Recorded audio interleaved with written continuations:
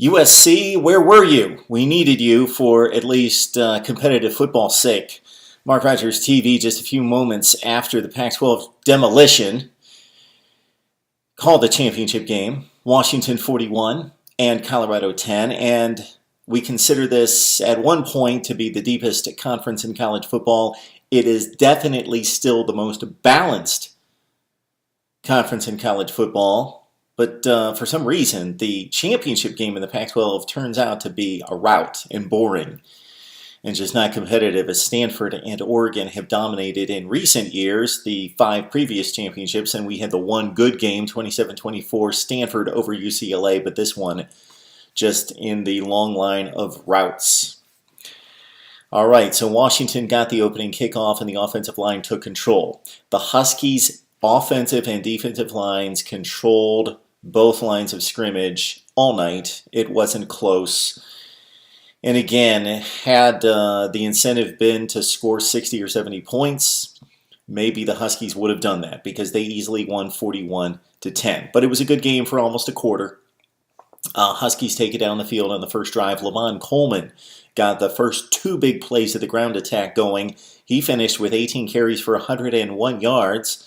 The lesser known of the dynamic duo in the Washington backfield, along with Myles Gaskin, who I believe picked up the game's offensive player of the game. He had 29 carries for $159. So the Huskies were just overwhelming on both sides of the ball. So defensively, this meant more because the offense was going to score at some point. But defensively, Washington had it all over Colorado. We know about the Huskies' defensive backfield. Budda Baker had maybe the most athletic play of the night, and it didn't count. He had an interception in which his toe landed outside of play about that much, or Washington would have been in business at the 10-yard line for Colorado. Budda Baker made an exceptional play, but it got called back, as it should have been. But it was sealed from the beginning. So Sefo Liufau had a miserable time against this Washington defense. So he was off all night. His passes were errant, but I believe he got a glimpse early in the game of what he was going to face in terms of this Washington pass rush and his Buffs offensive line's inability to pick up the stunts and just be physically manhandled. So even when they weren't confused, the Colorado offensive line could not handle Washington up front. And Stephen Montez, who came on in relief at times for Liufau, he was running for his life. Both quarterbacks had no time to throw. Even when they did, they seemed a bit shell-shocked. Liufau, 3 for 13. And there weren't many drops in there. That was mostly horrible passing or throwing the ball away. 3 for 13 for 21 measly yards and 3 interceptions. That doesn't even include the Budda Baker play. Could have had 4. Montez, 5 for 12. And 60 yards. So, quick touchdown by the Huskies. Colorado came back for a touchdown. Maybe the most impressive play of the night for Colorado on offense was Montez scrambling and throwing across his body to Kyle Evans, who picked up the first down and converted the ball down to the 29.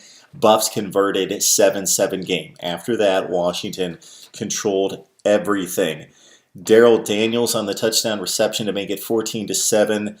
A missed tackle by the Buffs in the secondary. They were just not physically up to it. Washington's just a supremely talented and gifted team. They have NFL players all over the defense in particular. Colorado does not. Mike McIntyre has done an amazing job lifting this program from the ashes of the Pac-12 South to competitiveness, but it ends there against a team that was hitting on all cylinders. First play of the second half, Liufau, bad throw, deflected again, and the interception return to make it 21-7. Taylor Rapp had back-to-back interceptions in which he just broke on the football, and the ball from Liufau again, late and behind the receiver. Rapp scores 2 touchdowns. He has 4 interceptions on the season. 2 interceptions, I should say, in this game. Defensive player of the game for the freshman Pac-12 Defensive Player of the Year. Even when Colorado got a lucky bounce, it couldn't work out. So they had a long kickoff return after the Rapp touchdown. But Kevin King made the play, the touchdown-saving play. Philip Lindsay, and Colorado was still down at the 5-yard line, ready to score to make it maybe competitive at 31-14, but no, the Huskies would have none of it, and they held the Buffs out of the end zone and forced the field goal to make it 31-10. Lufau off target again. Ezekiel Turner with his first interception of 2016. Washington took it in again. So the defense really set up the offense, and the Huskies weren't even in sync in the passing game. The Colorado Buffaloes played well in regards to getting some pass rush on Jake Browning, but Browning just didn't play well. 9 for 24 for a $118. So Washington will need to play better in the passing game against the likes of whoever, Alabama, Ohio State, Clemson, i.e. anyone in the college football playoff. But besides not having the passing game, they had everything else. Had Browning been on, with Pettis and Ross running downfield against maybe the best secondary or the second best secondary, because the Huskies have the best, maybe USC number 2 in the Pac-12, then we could have seen a really big score for Washington. So the passing game not there, but they didn't need it. They ran it down their throats, and the defense was just lights out. So Washington in the Pac-12 championship,